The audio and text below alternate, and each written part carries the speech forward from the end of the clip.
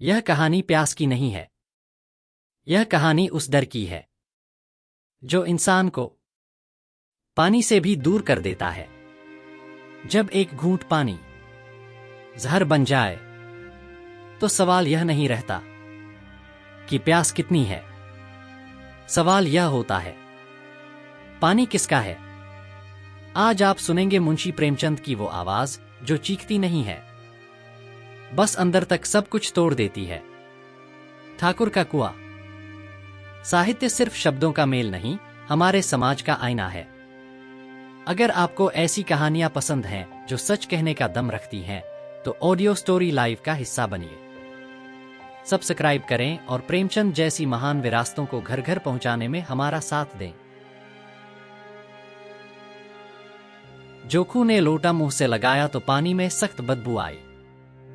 गंगी से बोला, यह कैसा पानी है, मारे बास के पिया नहीं जाता।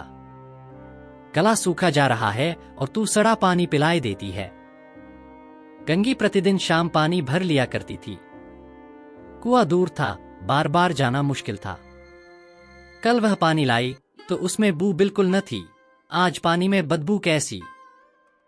लोटा नाक से लगाया तो सचमुच बदबू थी। जरूर कोई जानवर कुएं में गिरकर मर गया होगा, मगर दूसरा पानी आवे कहां से। ठाकुर के कुएं पर कौन चढ़ने देगा। दूर से लोग डांट बताएंगे।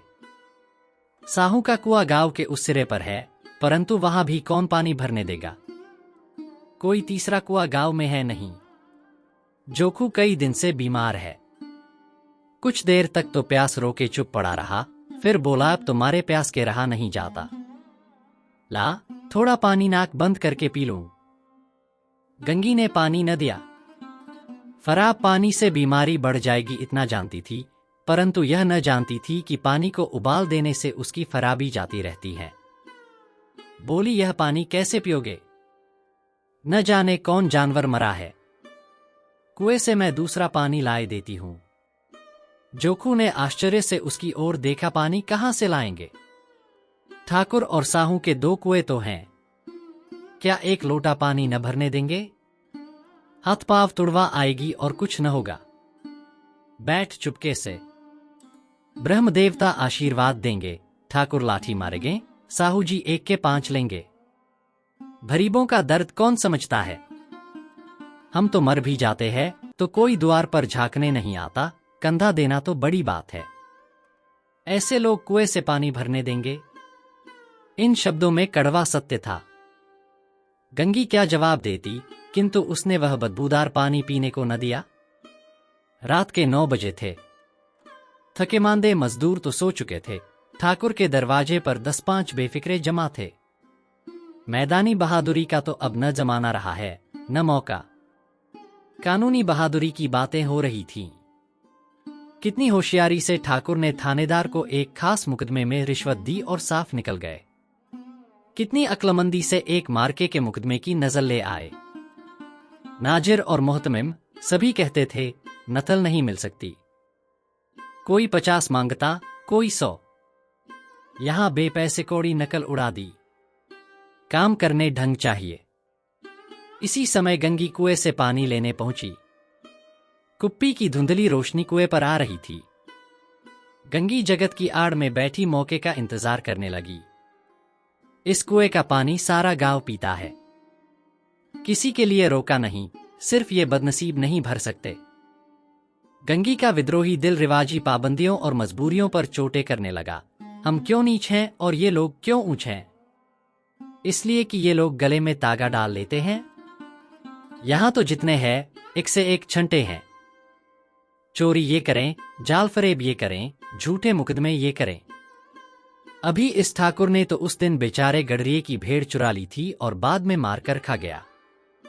इन्हीं पंडित के घर में तो 12 मास जुआ होता है। यही साहू जी तो घी में तेल मिलाकर बेचते हैं। काम करा लेते हैं, मजूरी देते नानी मरती है। किस किस बात में हमसे ऊंचे हैं। हम गलीगली चिल्लाते नहीं कि हम ऊंचे हैं, हम ऊंचे हैं। कभी गांव में आ जाती हूं तो रस भरी आंख से देखने लगते हैं, जैसे सबकी छाती पर सांप लौटने लगता है, परंतु घमंड यह कि हम ऊंचे हैं। कुएं पर किसी के आने की आहट हुई। गंगी की छाती धक धक करने लगी। कहीं देख लें तो गजब हो जाए, एक लात भी तो नीचे न पड़े। उसने घड़ा और रस्सी उठा ली और झुककर चलती हुई एक वृक्ष के अंधेरे साये में जा खड़ी हुई। कब इन लोगों को दया आती है किसी पर।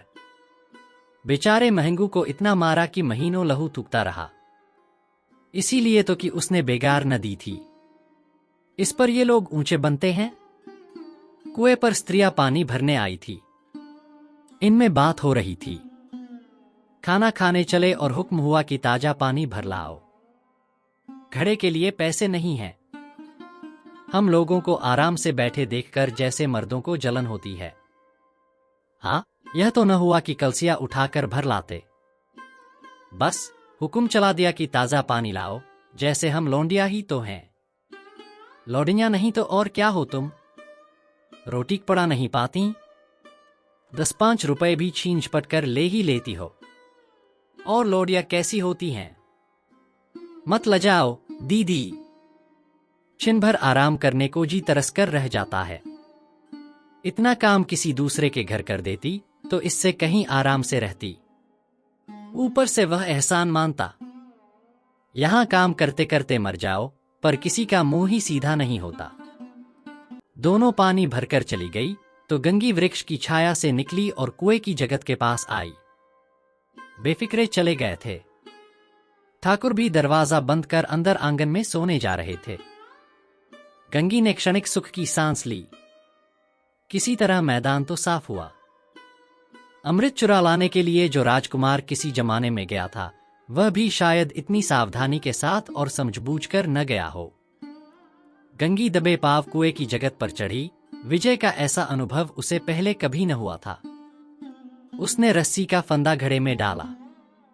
दाएं बाएं चौकन्नी दृष्टि से देखा, जैसे कोई सिपाही रात को शत्रु के किले में सुराख कर रहा हो। अगर इस समय वह पकड़ ली गई तो फिर उसके लिए माफी या रियायत की रत्ती भर उम्मीद नहीं। अंत में देवताओं को याद करके उसने कलेजा मजबूत किया और घड़ा कुएं में डाल दिया। घड़े ने पानी में गोता लगाया, बहुत ही आहिस्ता, जरा भी आवाज न हुई। गंगी ने 2-4 हाथ जल्दी जल्दी मारे। घड़ा कुएं के मुंह तक आ पहुंचा। कोई बड़ा शहजोर पहलवान भी इतनी तेजी से न खींच सकता था। गंगी झुकी कि घड़े को पकड़कर जगत पर रखे कि एकाएक ठाकुर साहब का दरवाजा खुल गया। शेर का मुंह इससे अधिक भयानक न होगा। गंगी के हाथ से रस्सी छूट गई। रस्सी के साथ घड़ा धड़ाम से पानी में गिरा और कई क्षण तक पानी में हिलकोरे की आवाजें सुनाई देती रहीं। ठाकुर कौन है, कौन है, पुकारते हुए कुएं की तरफ आ रहे थे और गंगी जगत से कूदकर भागी जा रही थी। घर पहुंचकर देखा कि जोखू लोटा मुंह से लगाए वही मैला गंदा पानी पी रहा है। कहानी यहीं खत्म होती है, लेकिन गंगी की प्यास शायद यहीं खत्म नहीं होती। सोचिए, एक समाज में अगर पानी भी बराबर न हो तो बराबरी कहां से आएगी। क्या गंगी डरी हुई थी या उसे डराया गया था? आपकी नजर में इस कहानी का असली जहर क्या था? प्यास, जाति, डर या समाज की चुप्पी? नीचे कमेंट में अपनी राय जरूर लिखिए।